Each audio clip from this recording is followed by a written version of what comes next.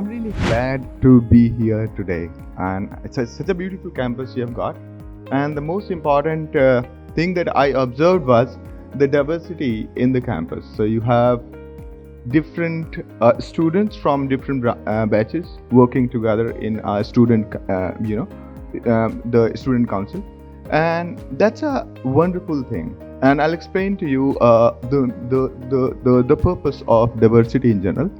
Similarly, the diversity with respect to gender is just marvelous here. You have the people from like males and females in the ratio is really good, and that improves the overall the attitude of both genders.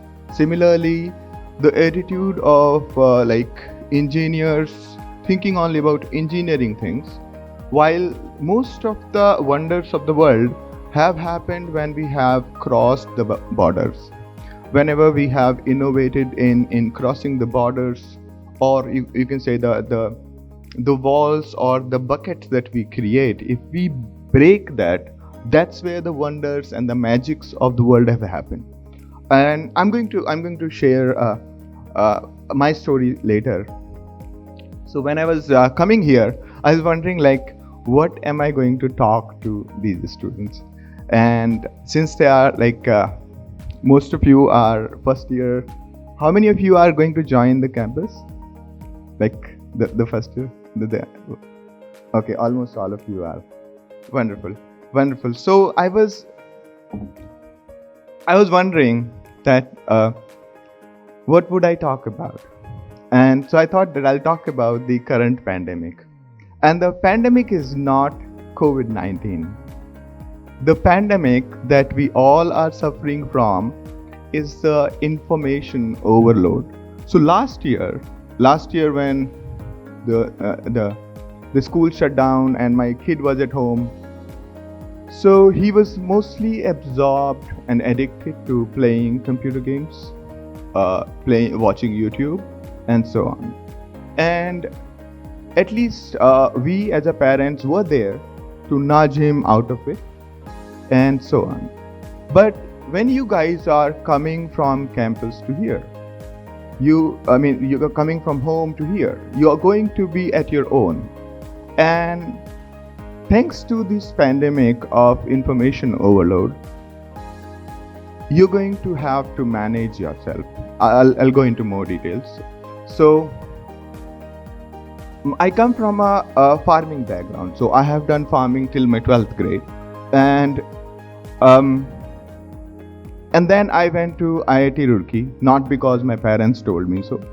I went because I enjoyed solving hard problems, because after the hard problems it was mentioned that this comes in JEE, so I kind of built an association that hard problems means JEE.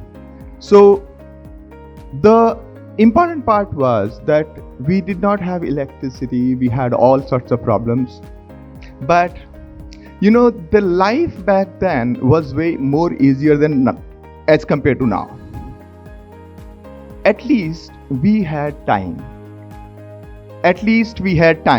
You guys don't have time.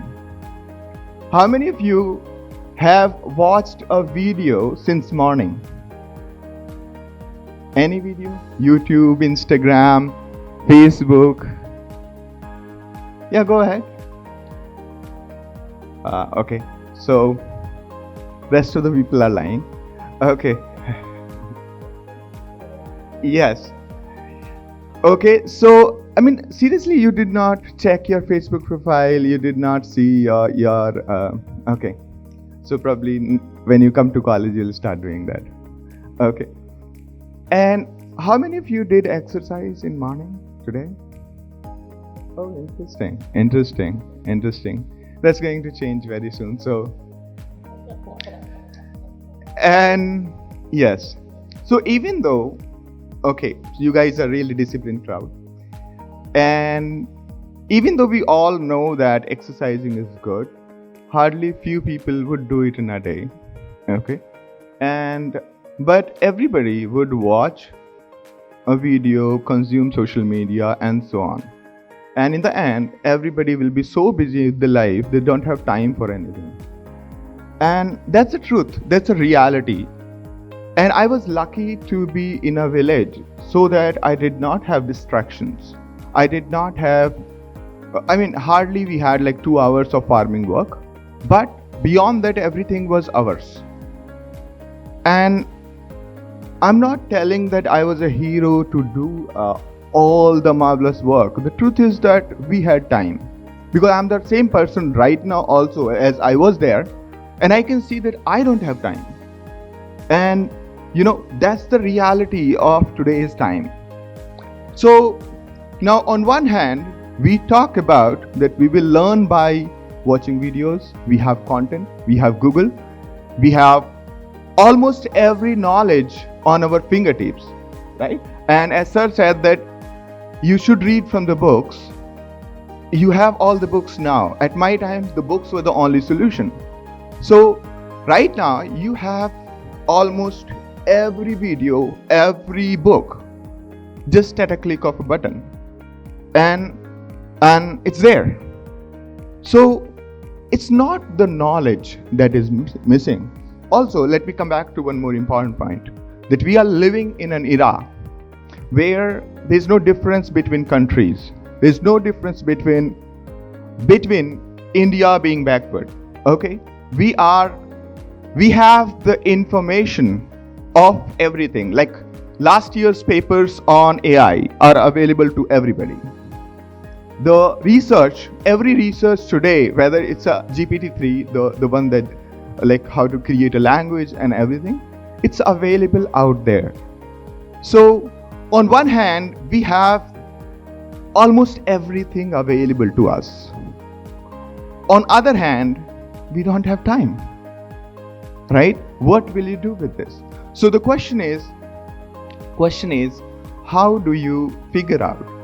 How do you figure out to, this is good, this is bad, right? So like for example, we all say that entertainment is bad, right? Like from the academic setting, entertainment is bad. But do you think that there is a good entertainment? Yes, there is. All right. So I'm going to go a bit more into detail. A bit about myself. I do a lot of research on machine learning and AI. I teach a couple of courses and executive courses with IIT Roorkee. So most of the professors, most of the the people who are associated with ENICT academy set up by Government of India, I teach there. And I teach to most of the CXOs, the people like Huawei CTO is one of my students. CTO of Target, ex-CTO of Target is my student. And most of the people are when you go to Bangalore, most of people have heard my voice at least once. Okay. So I have around 200,000 people who have listened to me talking on the YouTube and other things. Now coming back to the point.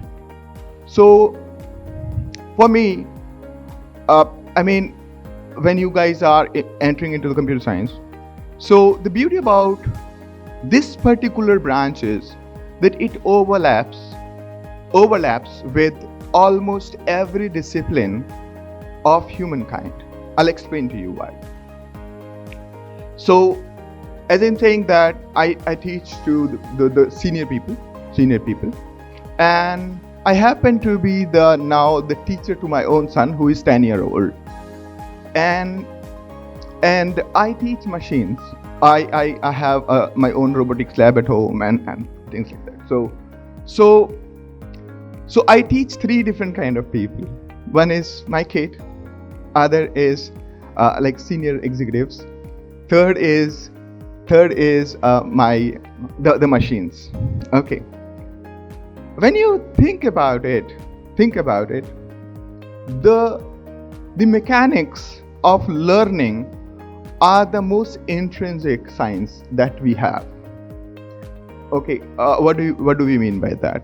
So as humans, we survive, we live by the way of prediction, adaptation, and reproduction.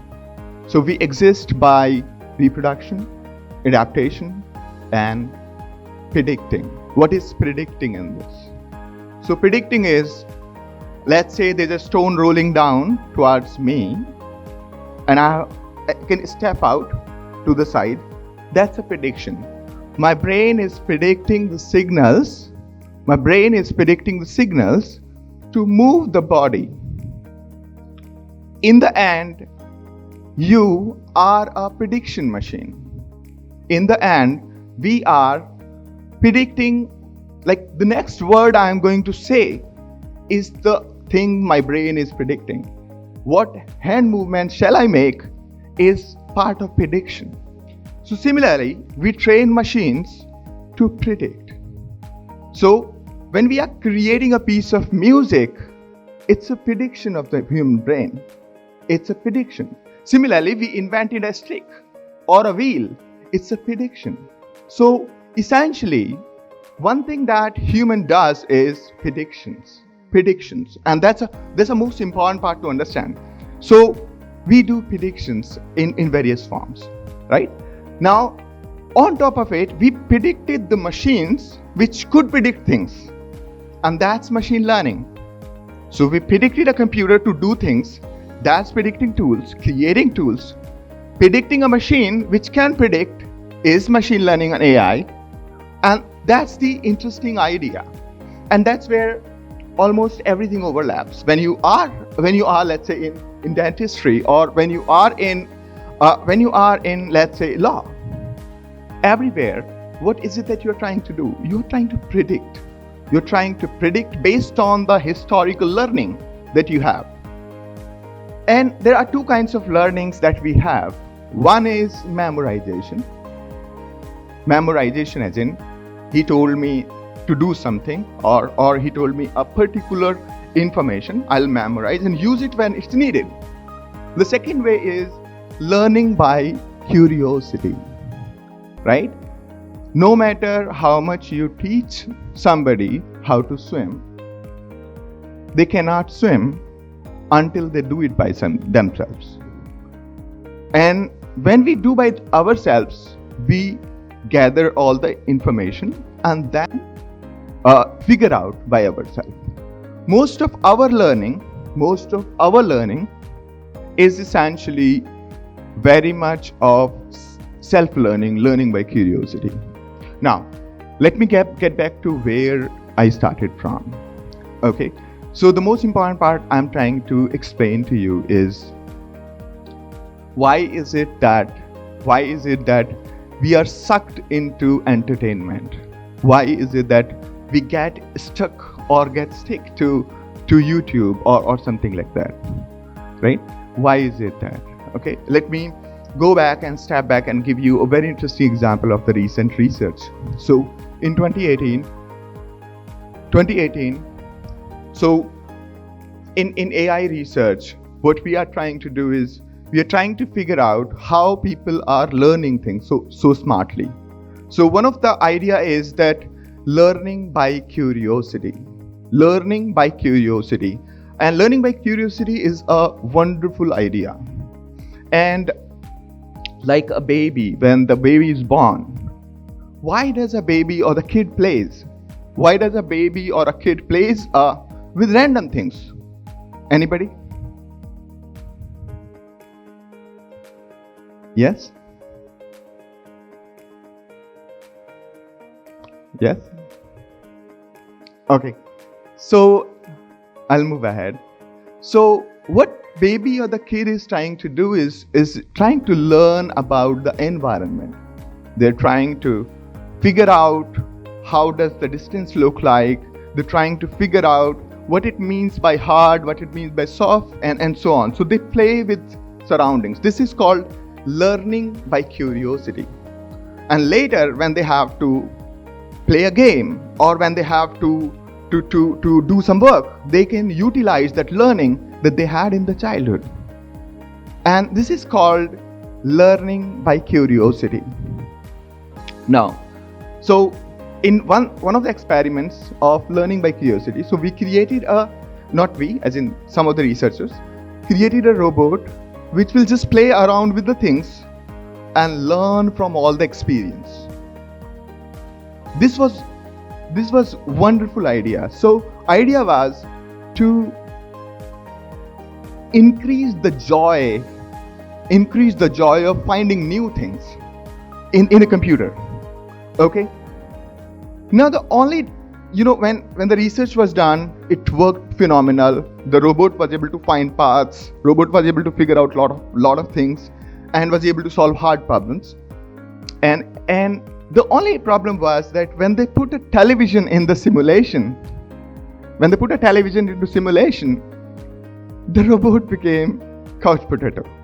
Okay, so it just was stuck to the television. The robot was just stuck to the television because it was getting so much information free of cost, without putting any step, without putting any effort. It was getting so much of information change, and that's exactly the reason why we love entertainment so much.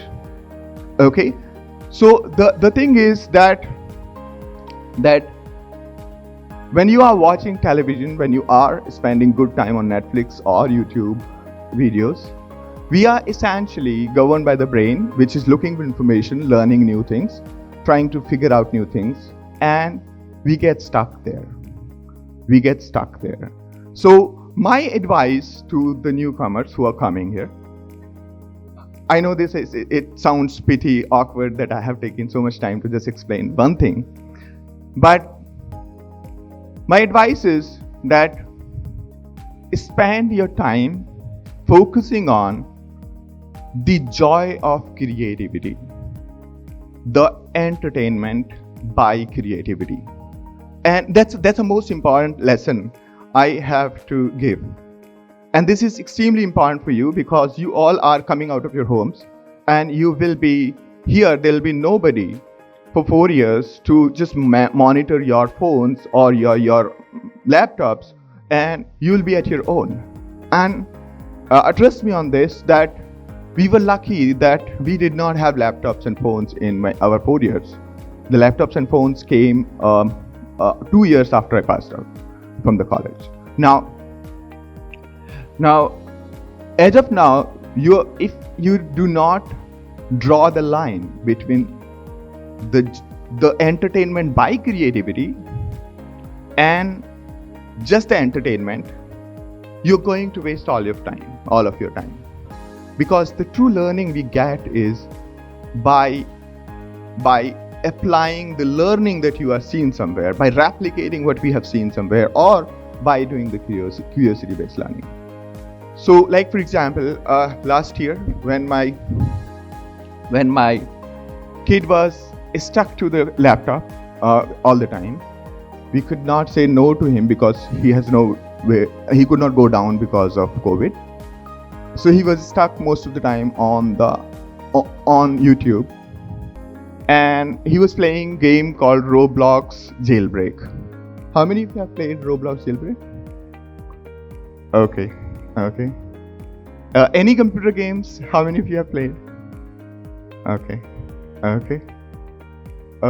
Wonderful. Yes.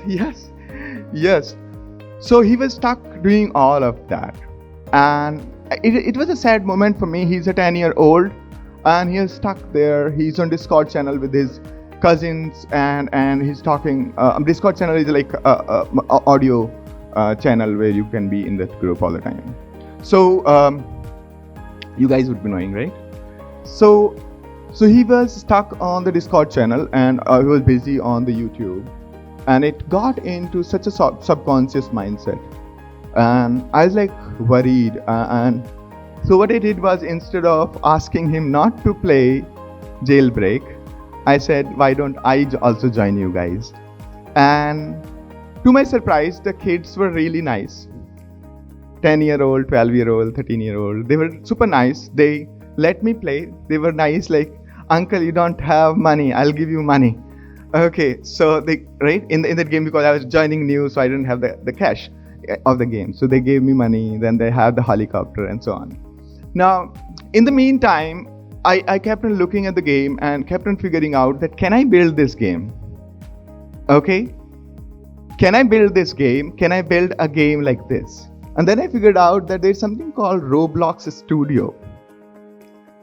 And Roblox Studio, I really liked it. I got started and started looking at the videos online. Though I have designed the gaming environments and IDs, extensively. But this was a very new experience to me. So I thought I'll teach my kid how to code and all with this. So I sat down with my 10-year-old and tried to teach him the adult way.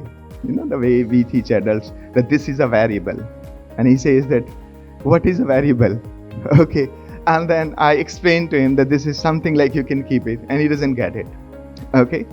So I said that instead of doing this way, what we're going to do is that I asked him, do you really want to build a game like Roblox Jailbreak? Yes, I want to build, because that's the game which he's really passionate about. Okay.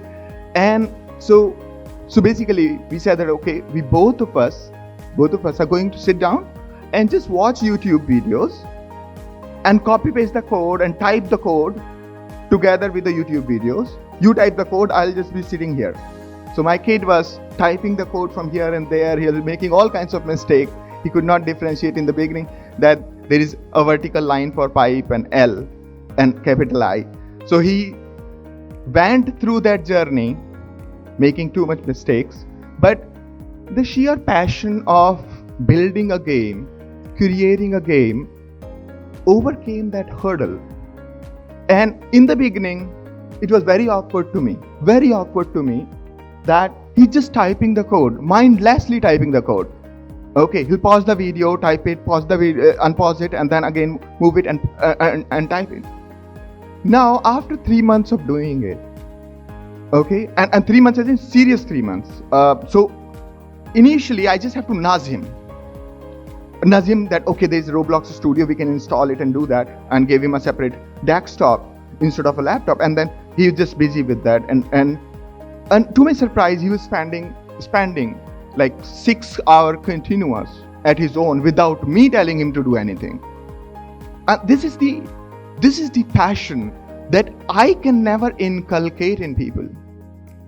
And as a teacher, I can only nudge people. I cannot teach anybody anything. And I have taught like many people, as I've taught to machines, I've taught to the senior people. Even to the machines, the thing that we do is essentially provide example data and then use the algorithms to do that. So the most important part is that we cannot teach. We can only create an environment and give them a nudge. And that's what is this college for. So when I started, I'm going back to the same example of my kid. So there he started coding, and after 3 months of time, he was able to form the logic, like if, else, and all of that. I had never imagined that I could teach him those concepts to a 10-year-old. I cannot. That's a reality. The people, the individuals, as individuals, we are way more smarter than any machines that are there. Any machines. If you look at we talked about AI, we talked about the things that it is doing, but even the most sophisticated brain that we have created is not of the size of lizard. This most sophisticated brain that we have created are very specialized to do things, not as generalized as we are. Look at the football game. Have you seen a football game of robots? Go and watch it. And then you watch the football game of humans, and you will know the difference between the state of AI and the state of people.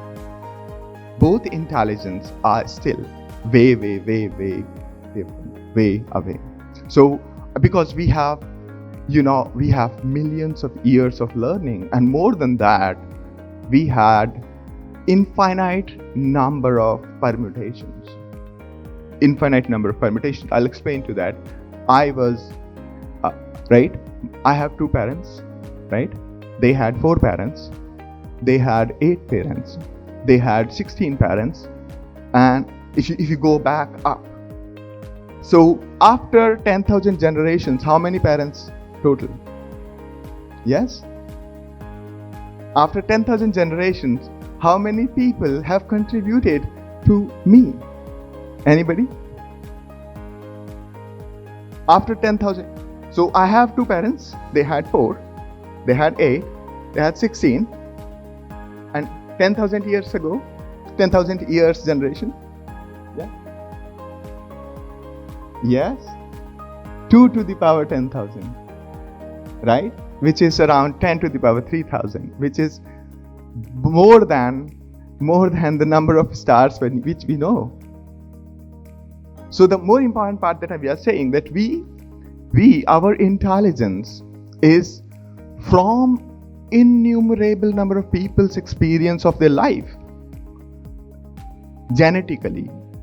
And that's an important thing that we need to remember, that we are fairly smart people. Most of us are fairly smart people. It's just that we have to manage our time. Do not get sucked into the entertainment.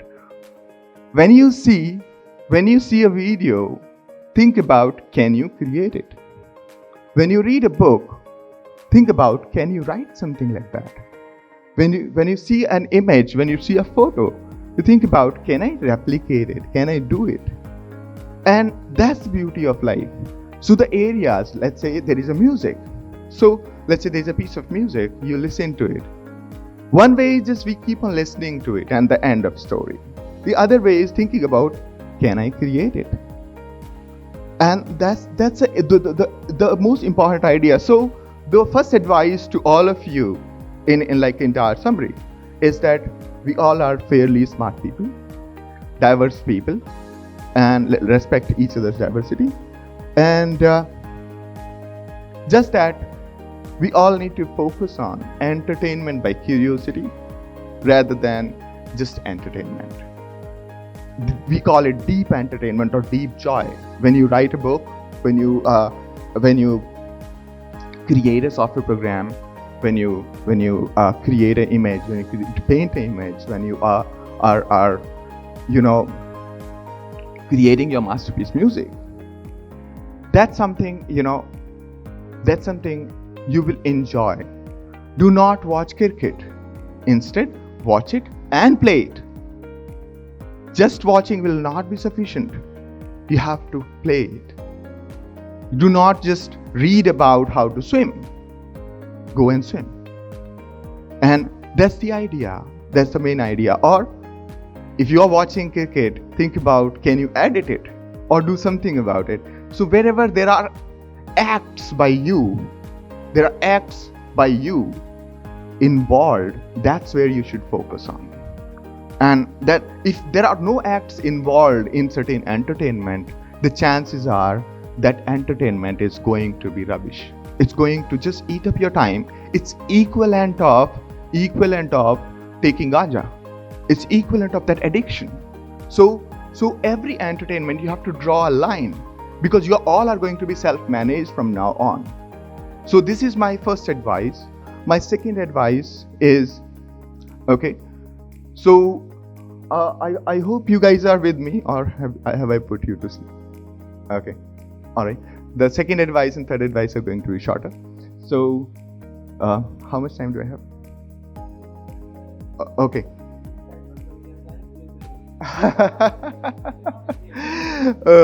Okay. Oh, you guys are liking it? Raise your hand, those who are liking it. Okay. All right.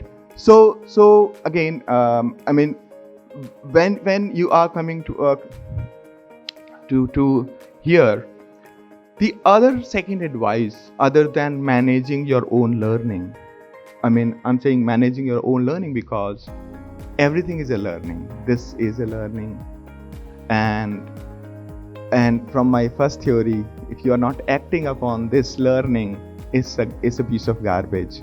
Okay, and therefore you have to be careful. Now, second advice is reach out to anybody.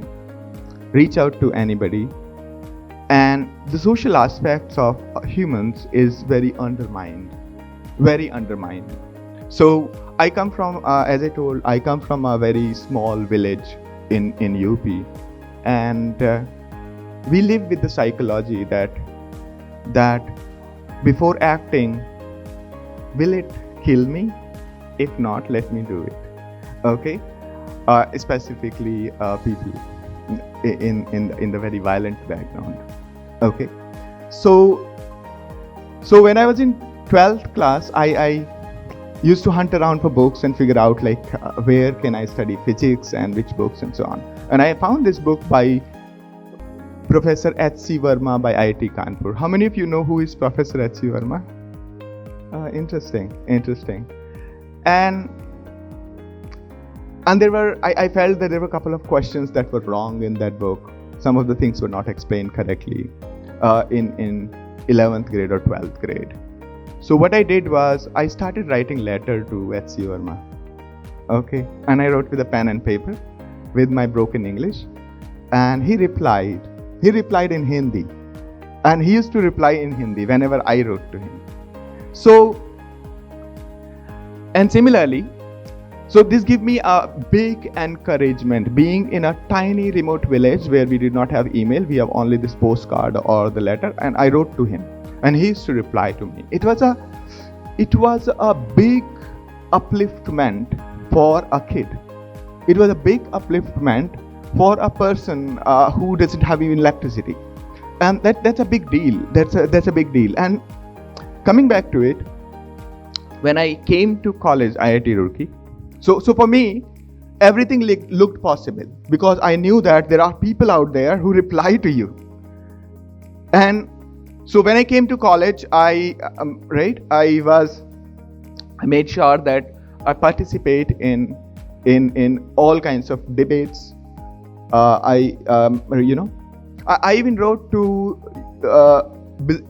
Zarne Stroustrup. How many of you know Stroustrup? Who is Stroustrup? Nobody knows? Only one person knows. He's the father of C++ who created C++. So I used to write email to him when I was in first year, BTech first year, and he used to reply. And there was this foreign author. She also sent me a big book of an answer book to her main book, and from Michigan. So that was in my 12th grade and first year. So all I'm saying is that the world is very close by, right? So as he invited me, I was able to come. It's not, and that's the thing, and that's something to you guys can learn. So when you are here, utilize this power of technology. When you have all the power at hand, utilize it. Be on LinkedIn, build your profile, write to people, and so on. While on one hand, building a skill is most important. You build the skill by the way of curiosity, by the way of tinkering it, hard working on it, and that's how you build your skill.